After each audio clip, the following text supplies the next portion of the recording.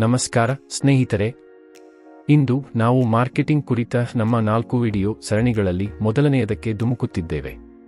ಈ ವಿಡಿಯೋವು ನಿಮ್ಮ ಉತ್ಪನ್ನವನ್ನು ಹೇಗೆ ಪ್ರತ್ಯೇಕಿಸುವುದು ಎಂಬುದರ ಮೇಲೆ ಕೇಂದ್ರೀಕರಿಸುತ್ತದೆ. ನಿಮ್ಮ ಪ್ರಾಥಮಿಕ ಗುರಿ ಗ್ರಾಹಕ ವಿಭಾಗವನ್ನು ಗುರುತಿಸುವ ಮೂಲಕ ಪ್ರಾರಂಭಿಸೋಣ. ನೀವು ಯಾರಿಗೆ ಮಾರಾಟ ಮಾಡುತ್ತಿದ್ದೀರಿ ಎಂಬುದನ್ನು ತಿಳಿದುಕೊಳ್ಳುವುದು ನೀವು ಏನನ್ನು ಮಾರಾಟ ಮಾಡುತ್ತಿದ್ದೀರಿ ಎಂಬುದನ್ನು ತಿಳಿದುಕೊಳ್ಳುವಷ್ಟೇ ಮುಖ್ಯವಾಗಿದೆ. ಲಿಂಗ, ವಯಸ್ಸು, ಸ್ಥಳ, ಜೀವನಶೈಲಿ, ಆದಾಯದ ಮಟ್ಟ ಅಥವಾ ಅಂತಹುದೇ ಅಂಶಗಳಂತಹ ಮಾನದಂಡಗಳ ಆಧಾರದ ಮೇಲೆ ನಿಮ್ಮ ಪ್ರಾಥಮಿಕ ಗುರಿ ಗ್ರಾಹಕ ವಿಭಾಗವನ್ನು ವ್ಯಾಖ್ಯಾನಿಸಿ.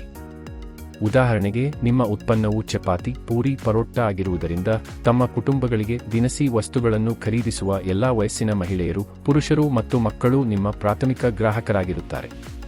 ನಿಮ್ಮ ಗ್ರಾಹಕರ ಆದ್ಯತೆಗಳು ಮತ್ತು ಖರೀದಿ ಮಾಡುವ ನಡವಳಿಕೆಯನ್ನು ಸಂಪೂರ್ಣವಾಗಿ ಅರ್ಥಮಾಡಿಕೊಳ್ಳಲು ನಿಮ್ಮ ಗುರಿ ಮಾರುಕಟ್ಟೆಯ ಖರೀದಿ ನಿರ್ಧಾರಗಳನ್ನು ಪ್ರೇರೇಪಿಸುವ ಪ್ರಮುಖ ಗ್ರಾಹಕ ಅಂಶಗಳನ್ನು ನಾವು ಗುರುತಿಸಬೇಕಾಗಿದೆ.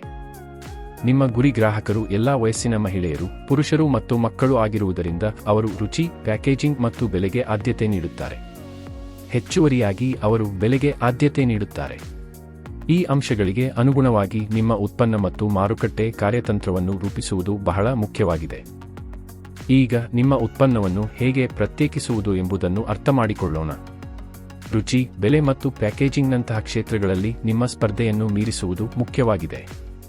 ನಿಮ್ಮ ಉತ್ಪನ್ನವನ್ನು ಯಾವುದು ಅನನ್ಯವಾಗಿಸುತ್ತದೆ ಎಂಬುದರ ಬಗ್ಗೆ ಯೋಚಿಸಿ.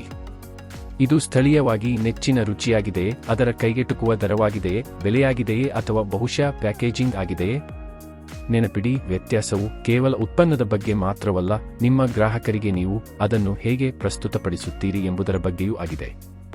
ಮುಂದೆ ನೀವು ಯಾವ ಉತ್ಪನ್ನಗಳ ಸಂಯೋಜನೆಯನ್ನು ನೀಡಬೇಕು ಎಂಬುದನ್ನು ನಿರ್ಧರಿಸುವುದು ಮುಖ್ಯವಾಗಿದೆ. ಇದಕ್ಕೆ ಉತ್ತರಿಸಲು ನಿಮ್ಮ ಗುರಿ ಮಾರುಕಟ್ಟೆಯ ಆದ್ಯತೆಗಳು, ಅಗತ್ಯಗಳು ಮತ್ತು ನಡವಳಿಕೆಯನ್ನು ಪರಿಗಣಿಸಿ. ರೊಟ್ಟಿ, ಸಿಹಿತಿಂಡಿಗಳನ್ನು ನೀಡುವುದು ನಿಮ್ಮ ಗ್ರಾಹಕರ ಅವಶ್ಯಕತೆಗಳ ವಿವಿಧ ಅಂಶಗಳನ್ನು ಪರಿಹರಿಸಬಹುದು. ಅಂತಿಮವಾಗಿ, ಪೂರ್ಣ ಪ್ರಮಾಣದ ಉಡಾವಣೆಯ ಮೊದಲು ನಿಮ್ಮ ಉತ್ಪನ್ನದ ಕಲ್ಪನೆಯನ್ನು ಪರಿಣಾಮಕಾರಿಯಾಗಿ ಪರೀಕ್ಷಿಸಲು ಮೂಲಮಾದರಿಯನ್ನು ಮೌಲ್ಯೀಕರಿಸುವುದು ಅತ್ಯಗತ್ಯ. ನಿಮ್ಮ ಪ್ರಾಥಮಿಕ ಗುರಿ ವಿಭಾಗದೊಂದಿಗಿನ ಚರ್ಚೆಗಳ ಮೂಲಕ ಅಥವಾ ನಿಮ್ಮ ಉತ್ಪನ್ನವನ್ನು ಪರಿಶೀಲಿಸಲು ಸ್ನೇಹಿತರ ಗುಂಪನ್ನು ಕೇಳುವ ಮೂಲಕ ಇದನ್ನು ಮಾಡಬಹುದು.